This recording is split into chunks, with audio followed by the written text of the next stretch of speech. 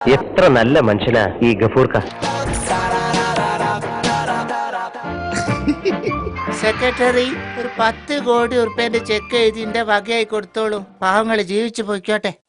ഇവന് എന്ത് പറ്റി? 10 കോടി ആർക്ക് കൊടുക്കുന്ന കാര്യമാണ് പഹയം പറയണത്? സുക്കൂറേ, എടാ സുക്കൂറേ, നമ്മളിത് എവിടെയാണ്? ഹലോ, എന്റെ ബംഗ്ലാവ് എവിടെ പോയി? കാർ എവിടെ? Secretary, secretary. എടാ വരാലേ, ഇത് ഞാനാണ്ടാ എന്റെ വാപ്പ. ബാപ്പയോ? അല്ല, അപ്പ അതൊരു സ്വപ്നായിരുന്നില്ലേ? എന്ത് നല്ല ഭംഗിയുള്ള സ്വപ്നം. നമ്മളാകെ ബേജാറായി പോയി. നമ്മൾ വിചാരിച്ച് ഈ പരീക്ഷയ്ക്ക് തോറ്റ സങ്കടത്തില് വട്ടായി പോയി എനിക്കെന്ന്. അങ്ങനെ വട്ടാവാനാണെങ്കിൽ ഞാൻ പണ്ടേ ഏതെങ്കിലും ഒരു ഭ്രാന്താശുപത്രിയിൽ ഇരുന്നേനെ. അത് പോട്ടെ, എന്ത് സ്വപ്നാണ് കണ്ടത്? ഞാനൊരു കോടീശ്വരനായ മുതലാളിയാവണ സ്വപ്നം. എന്തൊരു രസാണ്.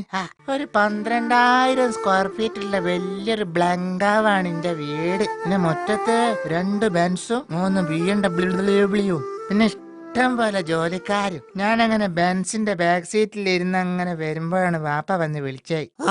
അങ്ങനത്തെ വലിയ നിലയിലെത്തണമെങ്കിൽ എന്റെ ഈ പഠിപ്പൊന്നും മതിയാവൂല മോനെ.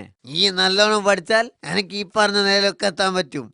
പഠിക്കാനൊന്നും എന്നെ കൊണ്ട് വയ്യ വാപ്പച്ചേ. പിന്നെ ഈ എന്ത് ചെയ്തിട്ടാണ് അങ്ങനെ കോടീശ്വരനാവണത്? അത് പിന്നെ പഠിപ്പും വിദ്യാഭ്യാസം ഒന്നും ഇല്ലാണ്ട് തന്നെ കാശുണ്ടാക്കാൻ പറ്റുന്ന ഒരു വഴിയില്ലേ, ആ വഴിക്ക് ഇറങ്ങാന്ന് കരുതി. അതെന്ത് വഴി? രാഷ്ട്രീയം. ഈ പറഞ്ഞ നേട്ടങ്ങളൊക്കെ നമ്മളെ രാഷ്ട്രീയക്കാർക്കില്ലേ? അവരൊന്നും പഠിച്ചിട്ട് നേടിയതല്ലല്ലോ. അപ്പൊ ഞാൻ ഇപ്പോഴേ രാഷ്ട്രീയത്തിൽ ഇറങ്ങാന്ന് വിചാരിച്ചു. പഠിച്ചോനെ.